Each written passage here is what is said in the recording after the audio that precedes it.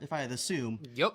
This is the mono green deck that has like a little bit more of a creature focus. You're not obviously Karn got banned, so you're not gonna have the Karn wish board and the same kinds of artifact wish targets that you're normally used to. This mono green devotion shell does wind up splashing white for Elish Norn, Mother of Machines, and then has a lot of enters the battlefield effects. But with that Kiora that Frenchie is playing over there, that is going to be the kind of key theme to the deck, playing big beefy things that are going to draw you cards and continuing to kind of chain up so your Nykthos can generate a lot of advantage with his mana. Yeah. So as you know, as I'm being the play-by-play for today, I probably don't know much of the Azorius Spirits cards just based off the art. Oh, baby, I do. Okay. So luckily we're gonna have Tom here to help me out tonight. Yeah, so with this one. what Bao has done is wound up shocking in a Hallowed Fountain, and then at the end of Frenchie's second turn, where the Cure was played, wound up just flashing in a Spectral Sailor. That is the anime waifu version of it, which is, you know, like the good one, if you want to think about that. But it looks like Bao is going to be attempting to take down the Kiora as quickly as possible,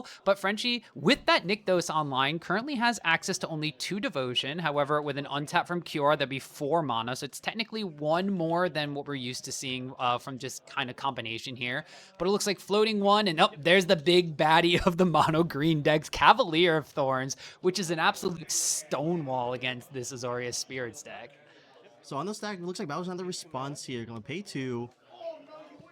Gonna have Geistlight Snare. Gaslight Snare. Basically Monoleak, only because there's a Spirit in play, it's going to cost 2 instead of costing the full 3 mana, and that is a must counter target from Bao, because Cavalier of Thorns is a 5/6 reach, so that's a big butt elemental, and everything in Bao's deck, I believe, is like 2 toughness or less, and maybe 3 power maximum, so that is definitely kill on sight. So one thing I do know about Bao's hand is that is a spell queller. From I only know that because of the old modern days. So they're gonna swing in for I think 1. Yep, just pinging the Kiora, actually, Yeah, trying to get that card draw engine offline for Frenchie. But I mean, Kiora comes into play with like 7 loyalty and ticks down to 6, so it's very hard to deal with. And this is going to be a bit of a new card from Outlaws at Thunder Junction. It looks like Bao is going to have to read it as well. This is the one that when it enters, it makes a color of mana, and then has the landfall effect. I can't think of the something Trailblazer, Outcast Trailblazer. Outcast, yeah. I remember last time we had a very hard time trying to figure out what the hell this card is, because because I remember we played it got played last time. We did have a hard time doing it, like trying to find out, but we were able to find a Scryfall here. Yeah, so this is going to just basically be Outcast Trailblazer is a 4/2 for 3, so it will trigger Kiora to draw a card, and then basically has the Kiora effect on it as well. So this is the difference in what the mono green shell is doing now, because Karn isn't there to generate like this artificial advantage that you're normally going to be getting out of a wish board. Instead, you're going to be trying to draw cards naturally, and double Outcaster Trailblazer here means that there's going to be draw 3 every single time Frenchie plays a power 4 or greater card, and that kind of card advantage is just not good for a tempo style deck like Spirits. Yeah, I'm pretty sure every creature too as well in the mono green deck is just 4 greater. Yeah, it's like elves, and that's about it, because you have trolls, you have Cavalier, you have other Outcaster Trailblazers, and yeah, Bao has to deal with this. So you have another one of those manually type effects coming out from Bao. So Frenchie's gonna pass over back to Bao. So, I'm trying to think what removal of Spirits has against to get rid of this Outcast Trailblazer, because it can really get out of hand here. As we do play the older Wara, which I guess you have to make a land drop for this turn. Yeah, there's no real hard removal in the main deck of Azorius Spirits. I believe a lot of the kind of get lost removal effects are in the sideboard. And instead of that, you're kind of going for this tempo play where you're playing cheap interactive counter spells. You're playing like that Spell Queller that Bao has in hand, Spell Piercing, Geistlight Snare, and trying to tempo out a deck.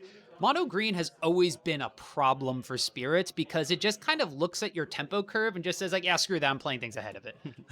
So we're gonna have a 4 damage hitting it towards Bao. So Bao's gonna respond for it. So after text is declared, Bao has a response. Okay. Gonna maybe assume probably flashing that 12 color, or what's this? Oh, another one of these special. So another little anime waifu comes into play. Just a 1/1 flyer. Bao already has one that's been kind of picking away at the Kiora, but since he keeps attacking the Kiora, just flash that one in for a blocker, preventing some damage from coming through, keeping his life total high. It'll be important because if you can actually counterspell what Frenchie can play here, although the ley line's not really a counterspell target here, this is going to be something that will generate a lot of devotion, but more importantly, it's going to be something that doesn't necessarily do something right now. So if Bao can respond to the follow-up casted cards, he's probably okay letting this one resolve. So Bao thinking about potentially spell coin, so it's gonna let the ley line, the guild pack resolve. So Yeah, I kind of just like letting the ley line resolve. It does nothing by itself. So yeah, so I did not know that ley line is played in mono green. That is a bit interesting. So the thing is with this mono green deck, because you wound up losing the Karn package, you need to be able to generate a lot of mana in additional ways. So this ley line of the Guild Pact is 4 green devotion, which can just start off on turn 0 that way. So that's a ton of mana that you get out of the gate. And with a Nykthos and an Elf as early as turn 2, you can generate 5, 6 mana with the Elf tapping as well, which then just throws out a bunch of these giant creatures. So Bowser the swings at the Kiora and passes. Leaving with the 4 mana, so still leaving with Spell Caller, maybe potentially another counter spell here. Yeah, so we're gonna track. Maybe we're gonna track all that floating mana, yeah. into a. I know what that card is. That's Cavalier of Thorns again. Cavalier. Unfortunately, that is a 5 mana spell and not a 4 mana spell. So Spellcaller cannot unfortunately do anything here, unless Bao would think so. He might just kind of be bluffing. I think he had Rattle Chains and then double Shacklegeist in hand. So Rattle Chains can kind of get something hexproof and make all of your other spirits have flash. So but Bao is going to play the Spellcaller out anyway. Oh, Bao had to read the card. Sometimes reading the card explains the card. So it's still a creature. It'll resolve. It was yeah, so Spellcaller is going to come out with not counter anything. Yeah. A little bit. No. Oh, if Nicholas offering to take it back here, but Bao's gonna play like it's like Comfort Yell. It is what it is. You have to play it out. And this is a little bit devastating if you're Bao, because now Frenchie's going to be able to draw a bunch of cards. There's also the Cavalier trigger, which is going on the stack, so you're going to wind up getting an additional land from your graveyard if you find one. Unfortunately, it looks like Frenchie found no lands. There is an Elishnorn Mother of Machines in the graveyard and 2 copies of Storm the Festival, which people will remember. Yeah. So turns out it is actually not mono green. It's mommy green. Mommy It's green. literally just the mono green shell with Elishnorn to double all these effects, because Elishnorn says whenever a permanent entering the battlefield causes a triggered ability to trigger, it happens again. So Kiora happens twice, Outcaster Trailblazer happens twice, you're drawing 4 cards instead of 2, and you just generate so much advantage. You untap your Nykthos, and then eventually you'll play something like an Ovenwald Oddity, flip it over, give everything haste and trample, and just murder your opponent. So looks like it was a 2 draws, right? Oh, a second one. This is rough for So draw 2 more cards for Frenchie. The card advantage is getting out of control here. Gonna looks like a Hive of the. I forgot the name. That was the Lair of the Hydra. Lair of the Hive. Yeah. There we go. There's like 2 Elvish Mystic and another one of those outlaws. Draw some more. I think there's 3 mana left in Frenchie's pool. Is what that? Oh no, there's a lot of mana left in the There's pool, a because lot that's more than actually we thought. that's a flashback of Storm the Festival. So this is going to be potentially 2 things of 5 mana or less coming into play. Looks like only a couple of targets though. I think that's an Oath of Nissa and a Kiora, and I'm not sure if that's another Cavalier of Thorns or something else. It looks like it's just a land. So lands can be hit here. So you're going to want to getting land and second Kiora, Legend Roll the other Kiora, which Bao spent so much time trying to kill.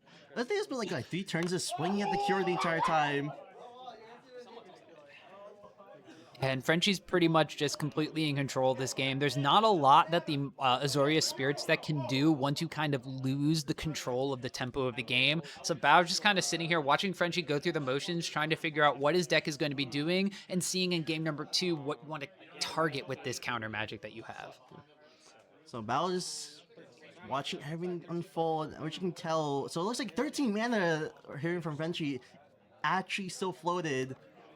So does Nicholas just win the game off on the spot here, or set up, or will he just be set up for next turn? So what you need to do is you need to find a Uvenwald oddity, which is it's a 4 mana creature, and it winds up having this ability to flip over with transformation. When it flips over, it itself right out of the gate has trample and haste, but when it flips over, it pumps your team by 1 and then gives them all trample and haste. So all these Storm the Festivals, while also generating all this insane value from these card draws by just putting things into play with power 4 or greater, it's digging towards potentially just killing Bao outright this turn with the 4, 8, 18, now Wow, 22 troll. damage on the battlefield. So, are we should be watching Pioneer here? Because this is looking like a CDH combo at this point. Yep, pretty much. And like we're kind of used to mono green doing these things, only before it was finding artifacts, and now it just kind of like put the little bit of white splash in there instead of being like colorless green, and it pretty much does the same thing. Oh, and a second Can nick those. floating.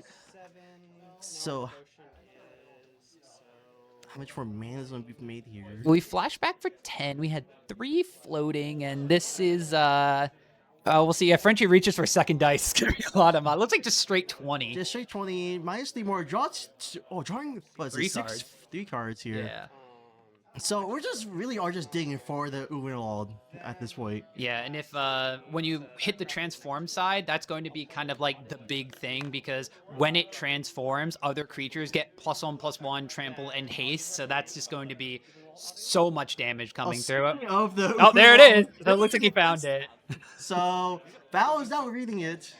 And going on now to game 2, Nicholas takes game number 1. Yeah, and that was a turn.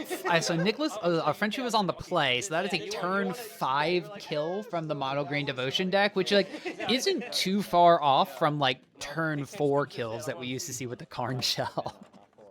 Oh no, no. Oh, shoot.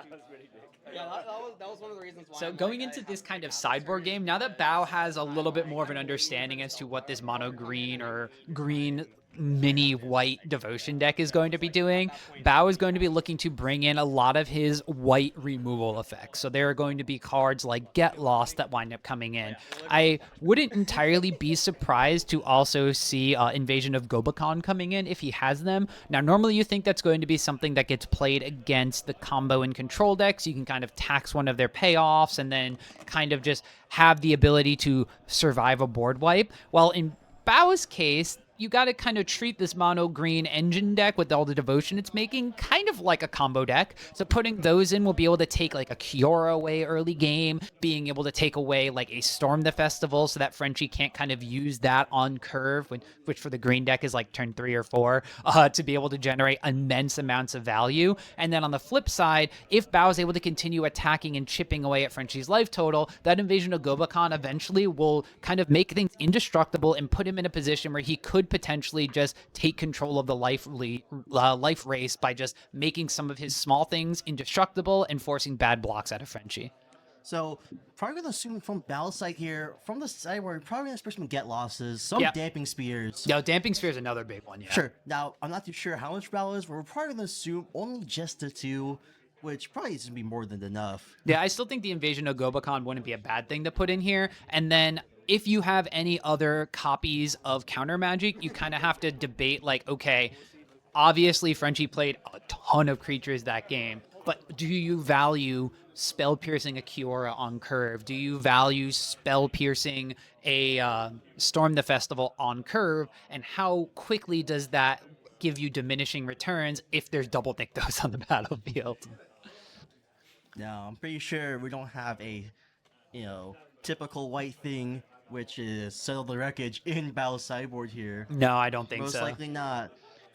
But it'll be interesting if Bao does have it. Yeah, that would kind of be very weird, because what the blue-white spirits or the Azorius Spirits deck is trying to do, it takes advantage of something in Magic called tempo, where a lot of people confuse tempo with control, which like it's fair because they do very similar things. So the tempo style deck that Bao is playing is going to be trying to basically stay one step ahead of Frenchie, but you're not having the black discard spells to see what's coming. You're not having the hard counter magic and board wipes to recover if they do something you weren't entirely prepared for. So your deck is very curated, to these specific answers for specific cards, and you are slowly chipping away your opponent's life total. Now, the card that Bao really wants to see in these matchups in general is Curious Obsession, because that is his card advantage engine. And if you put down a Curious Obsession, even just on a 1-1, it all of a sudden becomes a 2-2. You're putting a decent clock on Frenchie's life total, and at the same time, you're drawing additional cards.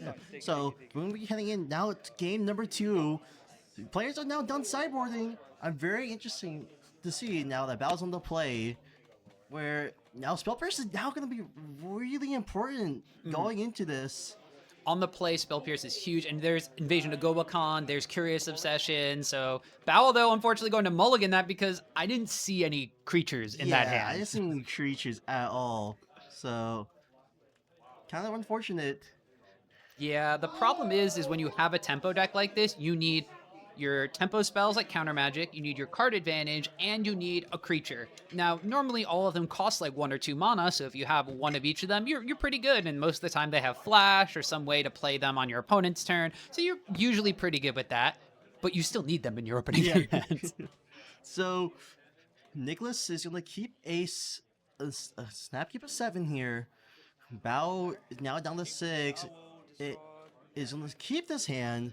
Looks like a Spell Queller. That's about all I can see here. Oh, I forgot what that one mana spirit is. Spectral Sailor? Spectral Or Sailor. Mausoleum Wanderer? I think it's Or Mausoleum. there's a lot of them. Couple. Ooh! The Leyline, the guild pack comes out from Nicholas in the pregame. Yeah, this is why the ley line is in there, because now Nicholas has 8 devotion, and so Elf. Opening Elf here, follow up Nykthos. This is going to wind up being like 10 mana on turn 2. I think there is a Nykthos in the hand right now.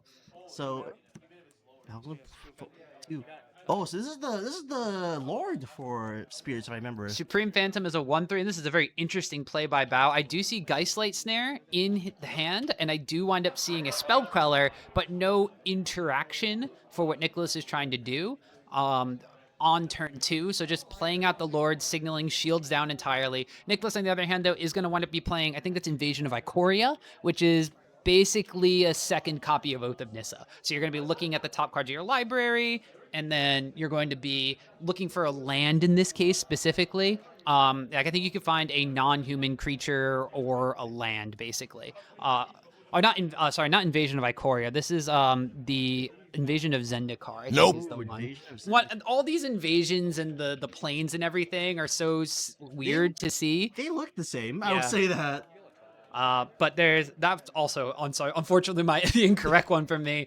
This is the 2-mana one, which is basically an Oath of Nissa. So Frenchie going to be looking for a creature or land in this case, does wind up finding the Outcaster Trailblazer, and it looks like a Sunken Citadel is being played. So this is going to be something that basically Sunken Citadel taps and then activates the Nykthos all by itself. So now you don't even need that elf for mana. So now you're looking at 10 devotion on the side of Frenchie, and then 11 mana if you just play Nykthos and activate it with Sunken Citadel. Bao going to attacks. Swinging 1. Taking Frenchie down to 19 here. So it's the Island go. So we do know there's a spell card in the hand here, but I don't know if spell cards really hit much in this matchup. Yeah, the problem is that, well, I guess the good thing here with the Spell Queller is that it can just exile a spell on the stack if it's 4 or less. So if Frenchie is going to be playing the Outcaster Trailblazer, it will get exiled here. So that is actually something that you can hit with that. Oh, and Frenchie does not have a land drop. So, actually, yeah, so Bao's actually not in a bad position here. But if Nicholas does top deck a Nykthos here, it might get really hand, but press the advantage while you can. Bring Frenchie down to 15. And I think that's about it for Bao's turn here. Not sure Bao's thinking here. If I'm Bao in this case, I am just playing Drago and attacking with my creatures. Frenchie is missing land drops, and there's at least 1 Geistlight Snare, 2 Geistlight Snares in hand, which are fully online. Oh, Elvish Mystic? Yeah, that's no big deal here. Oh, no, we have all the mana in the world, but no Nykthos. Yeah. So at this point in time, you still have 5 mana available if you're Frenchie, but the problem is that you don't have the what is it now, 12 mana that you would have had with a Nykthos. So 5 mana does represent the ability to play like a Cavalier of Thorns next turn, but we know that Bao has double counterspell in hand for that, and you really need the Nykthos to pay the tax on that Geistlight Snare. Looks like another Sunken Citadel gets drawn from Nicholas here. Not what you want to see. So like 3, 4, 5 mana. Elshnorn. Mother of Machines comes out. This should not resolve. Yes, so Bao is going to play one of those mana leak cards again.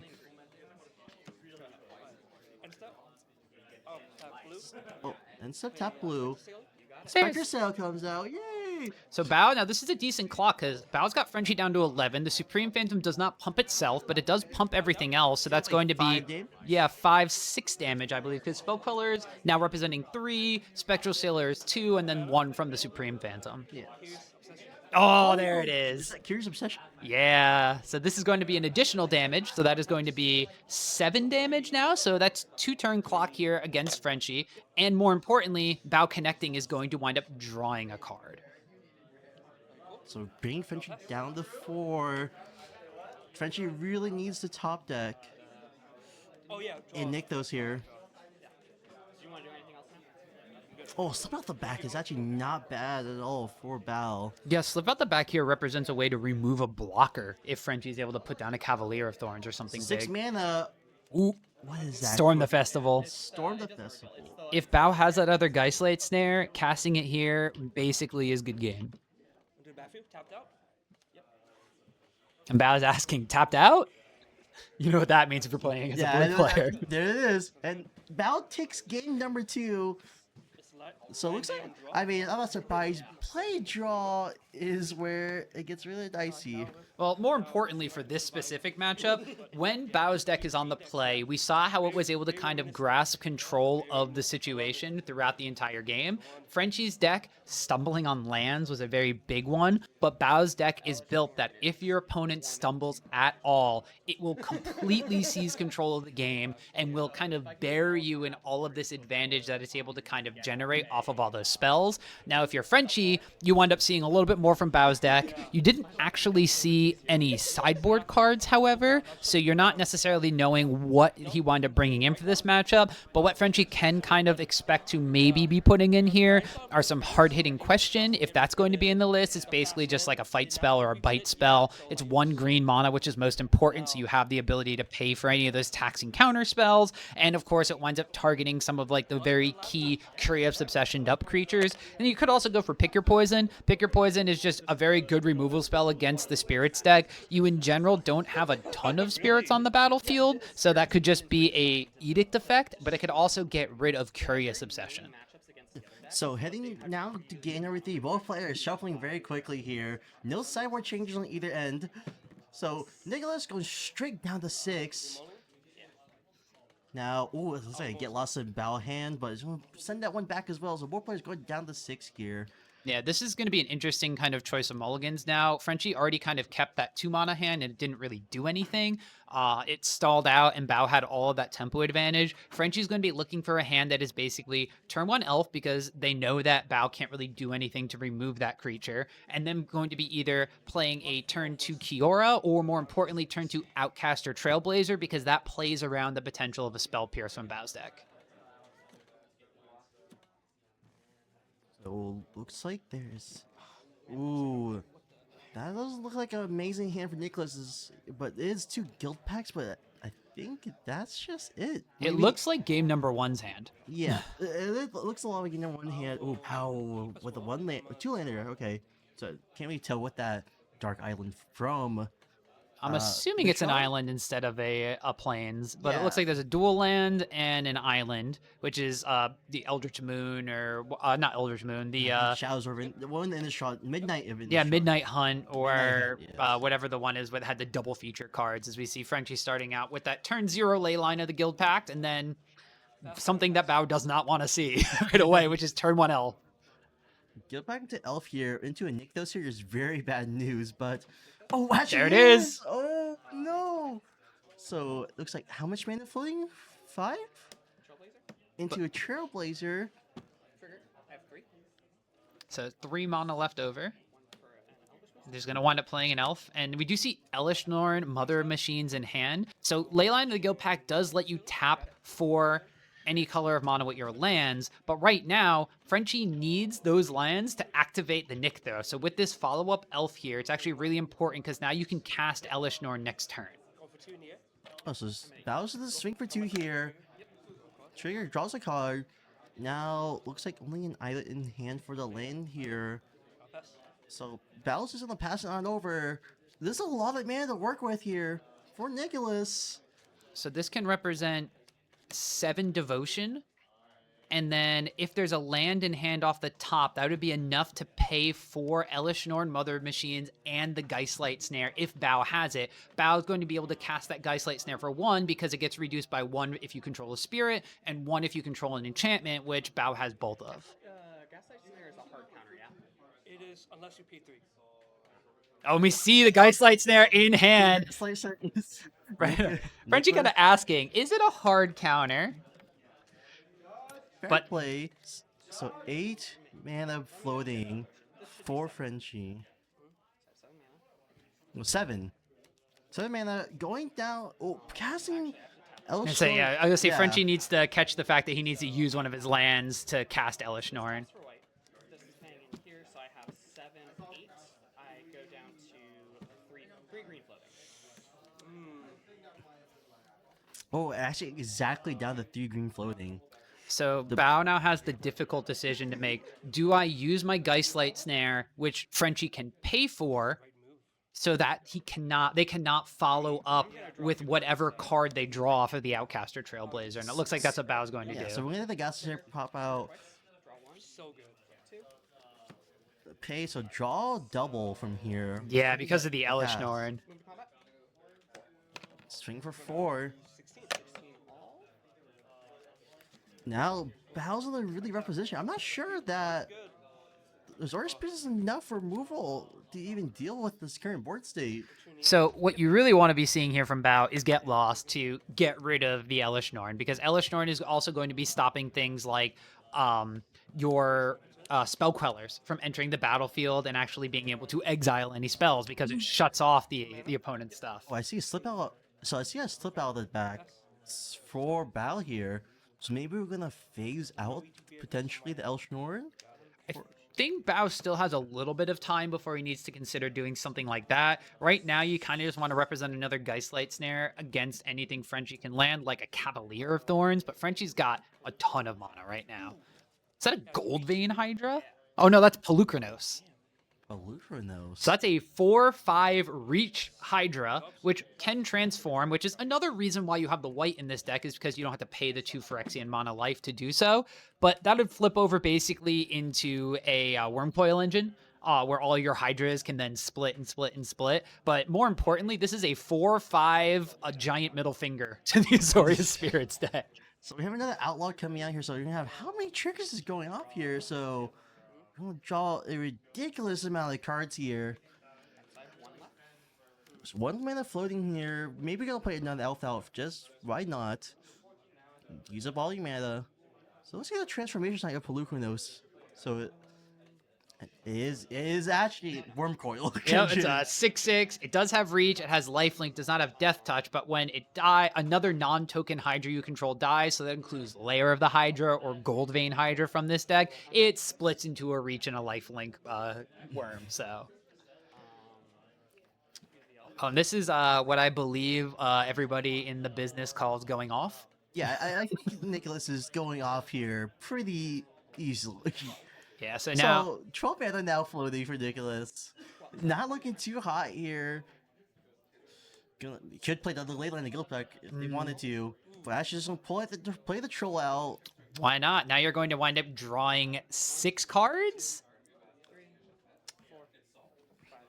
I would love to play Mill into this one. This is basically just, you have double Ancestral Recall against, because you have this Elish Norn. And so that's why the deck is splashing white. This is why some people call it Mommy Green instead of Mono Green, because you have Elish Norn, Mother of Machines, to make all of these triggers double. So you're basically, you can go down to 0 cards in hand and then up to 6 or 7 very, very easily with this shell. Kiora comes out again. So we'll have like 15 infinity. mana. I have Val just 4, so I'm at 19 total. watching on. 15 mana from every Nykthos activation, and let's use 6 of it. How else is you 6? You know, 13. go down to 13. No, and there's a land that we haven't played yet for turn either, and another Yeah. Kiora. So Outlaw, am I not? Let's make that 9 cards. Yeah, 9 cards the cast. So this will be 16 mana when you untap the Nykthos with this Kiora. You can flash back to Storm the Festival, and like we said in game number 1, you're looking for the Uvenwald Oddity. You can flip it over and give everything +1/+1 in haste, and then Bow is dead on board. So we're gonna draw 1, 2, 3, 4, 6, 7, 9 to 8. 8 altogether. 8 altogether now. Looking just. Kiora, I'll untap. Oh, untap Nykthos. Go back up to how much? 16 total devotion on the battlefield, and I believe Frenchie used all of it in order to storm the festival and then untap with the Cure and then reactivate the Nykthos. So 16 mana floating. Oh, okay. So we have a Yeah. second storm the festival, Yeah, second one. and then we still have 10 mana floating, so we can flash it back if we don't find the Uvenwald Oddity here. I think we think- just found it. yeah, there it There is. it is. Pretty good. Just gonna show it. Yeah, because Frenchie now has 10 mana floating. It's only 7 to activate the Ovenwald Oddity. We're also going to wind up drawing a ton of cards here. 16 cards altogether. So Frenchie's going to be careful because I don't know if these are May triggers from Outcast or Trailblazer. If they aren't, you could be in danger of decking yourself, but you also have the kill on board. So as long as you have more than 16, it's fine. Yeah, it's not a Not May, May. but you're perfectly fine here. So flip. To bash you with a fuck ton Go wide. That's a scientific term right there. Yeah. So. No, I gotta slow out the back. I was like, maybe. So Nicholas taking it all together with 2 games are just going completely off. Yeah, so as I mentioned before, the mono green devotion deck used to be a bad matchup for the Azorius Spirits deck, but it was a little more manageable when it was Karn and you're wishing for artifacts and you had to play planeswalkers to really get your value. But when you're just playing big, beefy creatures like that, it is even worse for Azorius Spirits.